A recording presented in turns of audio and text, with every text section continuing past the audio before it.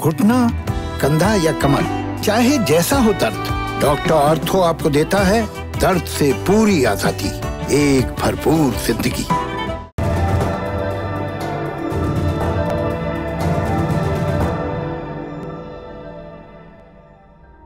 दुनियादारी दुनिया की और दुनिया शुरू होती है माँ के गर्भ से। बीते रोज गांव गया था, दुनिया के अपने गर्भ में गया था।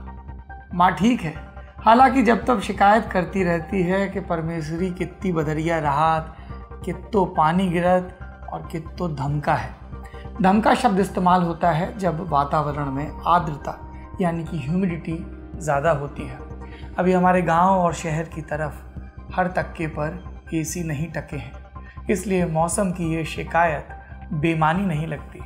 बाकी गांव का हाल ये है कि तिली की फसल लहलहा रही है और अच्छी हुई है, लेकिन किसान परेशान है।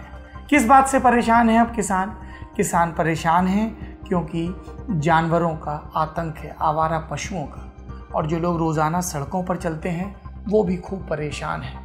मैं आपको ऐसी दर्जनों तस्वीरें दिखा सकता हूँ, वीडियो दिखा सकता हूँ जिसमें स्टेट हाईवे पर, नेशनल हाईवे पर झुंड के झुंड में आवारा पशु बैठे हैं और उनकी कोई सुनवाई नहीं है, किसानों की, न खेत के मामले में न राहगीरों की सड़क के मामले में। बाकी गांव देहात में कोरोना का खौफ चला सा गया है, जो कि अच्छी बात नहीं है। वापस से पंचायत घरों में, वापस से ठियों पर ताश के पत्तों के साथ पंचायतें होने लगी हैं, खेल होने लगे हैं। ये मेरी दुनिया का हाल था, अब सबकी दुनिया का हाल जानते हैं। नमस्ते, मेरा नाम सौरभ द्विवेदी है। ये लल्लन टॉप का अंतर्राष्ट्रीय खबरों का बुलेटिन दुनियादारी है। आज बात चीन की होगी, अमेरिका की होगी। आप शिकायत भी कर सकते हैं कि इतनी दफ़ा क्यों होगी। हम कह सकते हैं कि ये दुनिया की दो महाशक्तियाँ हैं जो टकरा रही हैं और इनके टकराने का असर पूरी दुनिया पर पड़ेगा और हमारे देश पर तो पड़ेगा ही, इसलिए बार बार इनके बारे में बात होती है। लेकिन बात गुरुत्व से भरी होगी, हल्की फुल्की और सनसनीखेज नहीं होगी। आज बात इस पर होगी कि व्यापार के जरिए पूरी दुनिया में अपना प्रभुत्व बढ़ाने का जो तरीका चीन ने इस्तेमाल किया, फिर अमेरिका ने उसका काउंटर किया, फिर एक नया शब्द आया स्पाइडरमैन और सुपरमैन की तर्ज पर टैरिफ मैन। उन सब के बीच एक और अंतर्राष्ट्रीय संस्था है जो सवालों के घेरे में आ गई है। कोरोना के चलते पहले WHO घेरे में आया और अब बात है WTO की। क्या है पूरी बात? 2 साल पहले चीन ने अमेरिका के खिलाफ एक शिकायत दर्ज कराई थी। ये शिकायत सही पाई गई। इस मामले में फैसला सुनाते हुए WTO ने चीन का पक्ष लिया, कहा कि अमेरिका ने न केवल चीन के साथ गलत किया बल्कि अंतर्राष्ट्रीय नियम तोड़े। ये फैसला उस संगठन ने सुनाया जिसमें चीन की एंट्री अमेरिका ने करवाई थी। विस्तार से पूरा मामला जानते हैं। खबर की शुरुआत 2 साल पुराने ट्वीट से करेंगे। तारीख थी 4 दिसंबर 2018। इस रोज अमेरिकी राष्ट्रपति डोनाल्ड ट्रंप ने एक ट्वीट किया। क्या लिखा था इसमें? I am a tariff man. America को चलिए फिर से अमीर बनाए। सुपरमैन, बैटमैन, स्पाइडरमैन, वैसे ही ट्रंप ने कहा मैं टैरिफ मैन। टैरिफ अंग्रेजी का शब्द, इसका मतलब क्या होता है? इंपोर्ट होकर आने वाले सामान पर चुकाई जाने वाली चुंगी। मतलब एक मैन्युफैक्चरर को विदेशी बाजार में पहुंचने के लिए जो टैक्स देना होता है वो टैरिफ कहलाता है। सोशल मीडिया ने ट्रंप के इस टैरिफ मैन पर खूब चुटकुले बनाए और सवाल ये था कि ट्रंप ने खुद को ये नाम क्यों दिया। इसकी वजह थी दुनिया के 2 सबसे बड़े देशों के बीच चल रही एक खास लड़ाई जिसका नाम था ट्रेड वॉर, यानी व्यापारिक युद्ध। ये ट्रेड वॉर अमेरिका और चीन के बीच था। इसकी कहानी सुनेंगे, लेकिन पहले अतीत में चलेंगे। चीन आज जिस रंगढंग में है उसकी शुरुआत हुई 80 और 90 के दशक में। उसके सैन्य और आर्थिक विस्तार का किस्सा इन्हीं 20-30 वर्षों में फला फूला। ग्लोबल इकोनॉमी में शायद ही किसी दूसरे देश ने इतनी तेजी से तरक्की की हो। कितनी तेजी से, आंकड़ों के जरिए समझते हैं। 1977 में चीन का कुल विदेशी व्यापार था लगभग 1.5 लाख करोड़ रुपए। साल 2000 में ये बढ़कर 35 लाख करोड़ रुपए हो गया। 1995 तक दुनिया के टॉप 10 व्यापारिक देशों में चीन शामिल हो गया। 90 के दशक की बात करें तो अमेरिका के बाद सबसे ज़्यादा विदेशी निवेश चीन में हुआ। साल 2000 तक ये दुनिया की 6वीं सबसे बड़ी अर्थव्यवस्था बन गया।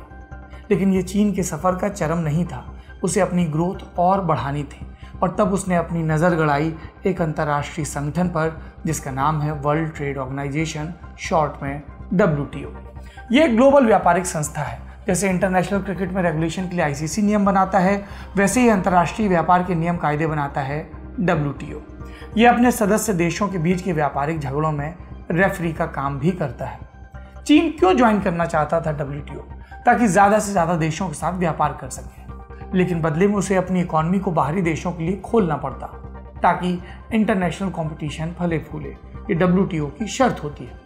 और WTO में चीन की सदस्यता, इसका समर्थन किसने किया? जैसा पहले संकेत किया, अमेरिका ने। अमेरिका सोच रहा था कि WTO में आ जाने पर चीन में तब्दीली आएगी। वो अपने तानाशाही मॉडल को छोड़कर धीमे धीमे डेमोक्रेसी की तरफ बढ़ेगा, अपने व्यापारिक हितों के चलते अनुशासन में रहेगा। एक लाइन में कहें तो अमेरिका को लगता था कि फ्री ट्रेड के रास्ते चीन में लोकतंत्र आ जाएगा। अमेरिकी राष्ट्रपति लंबे समय से इस विचार को पोस रहे थे। मसलन पूर्व अमेरिकी राष्ट्रपति जॉर्ज H.W. बुश ने 1991 के अपने एक भाषण में कहा था कि अगर हम चीन की जनता के साथ संपर्क बढ़ाने और चीन के साथ व्यापार बढ़ाने की पॉलिसी बनाएं तो हम चीन के अंदर लोकतांत्रिक बदलाव के लिए माहौल बना सकते हैं। दुनिया में ऐसा कोई देश नहीं जो विदेशी सामान तो आयात करे लेकिन विदेशी विचारों को अपनी सीमा में घुसने से रोक सके। चीन में भी लोकतंत्र का आना तय है।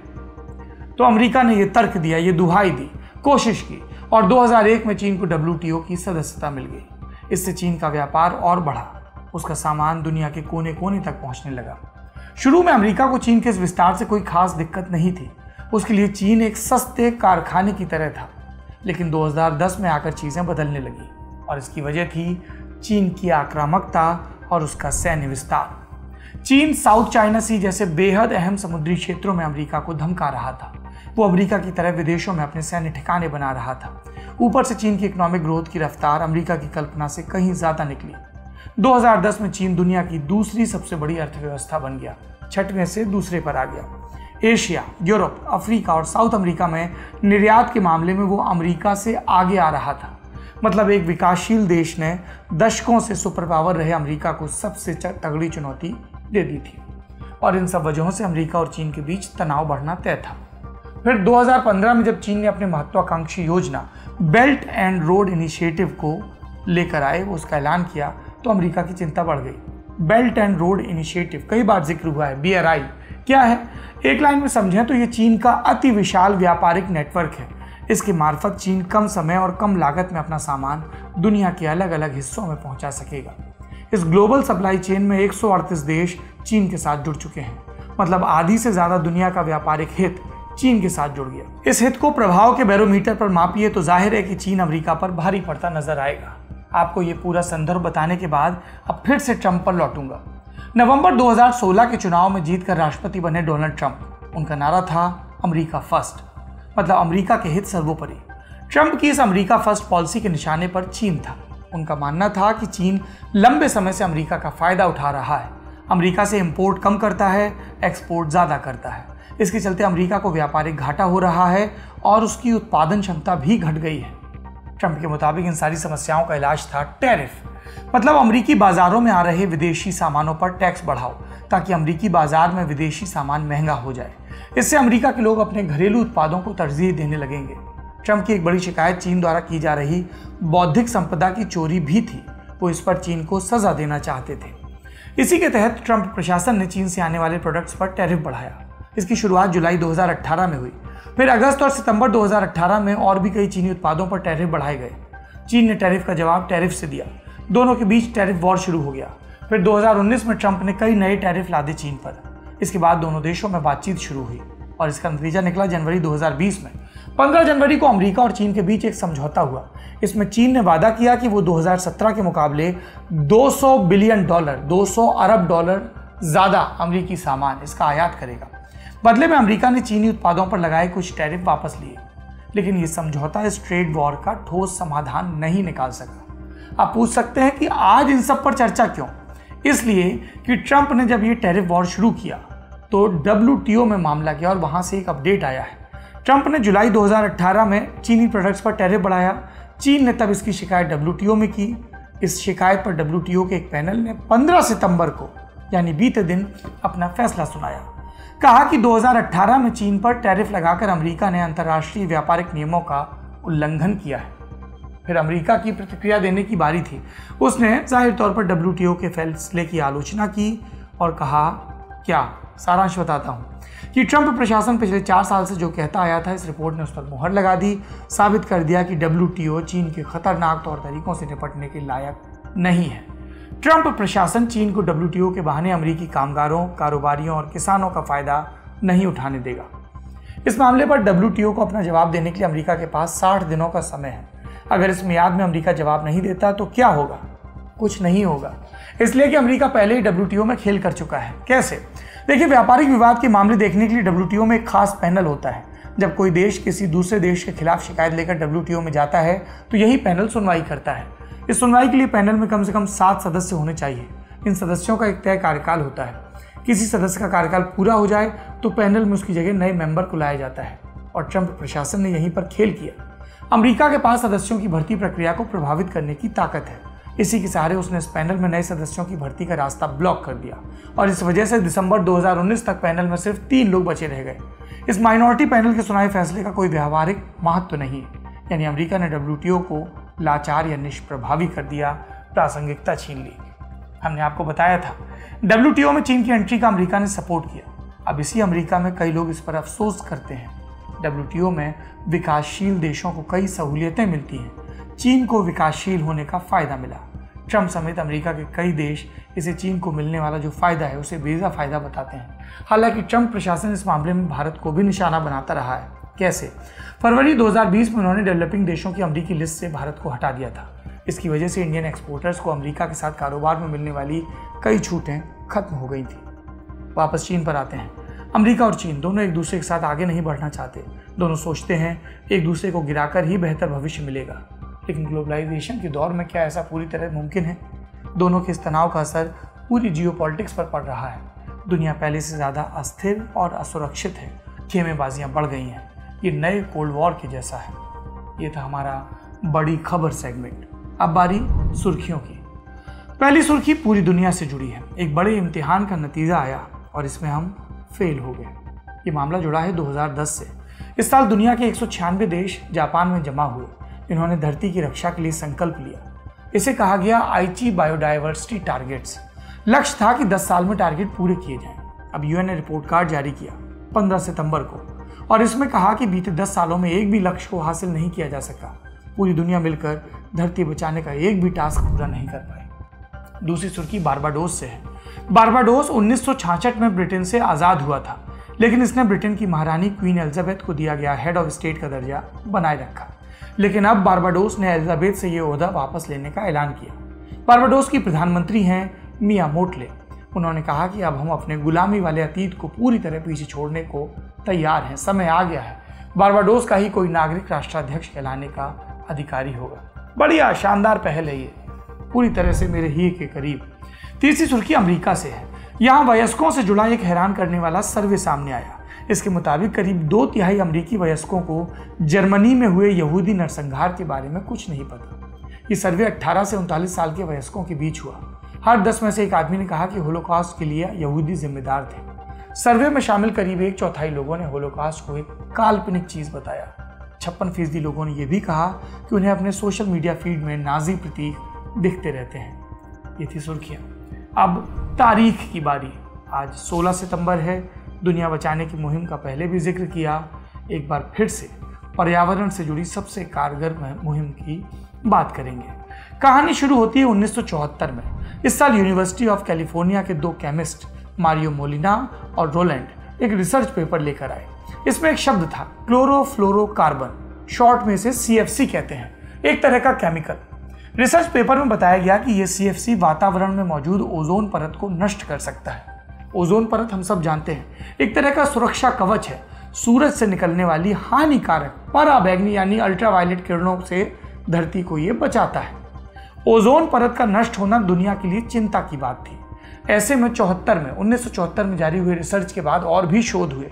पता चला कि अंटार्कटिक के ऊपर ओजोन परत खतरनाक रूप से पतली हो गई है और इसके बाद इसे बचाने की कवायद शुरू हुई। इन्हीं कोशिशों का नतीजा निकला 16 सितंबर 1987 को। इस दिन कनाडा के मॉन्ट्रियल शहर में एक ऐतिहासिक समझौता हुआ। इसका लक्ष्य क्या था? CFC और HCFC जैसे करीब 100 अलग अलग केमिकल्स के उत्पादन और इस्तेमाल में कमी लाना। और इस समझौते को शहर के नाम पर कहते हैं मॉन्ट्रियल प्रोटोकॉल। इस समझौते को कामयाब बनाने के लिए दुनिया ने गजब का समर्पण दिखाया।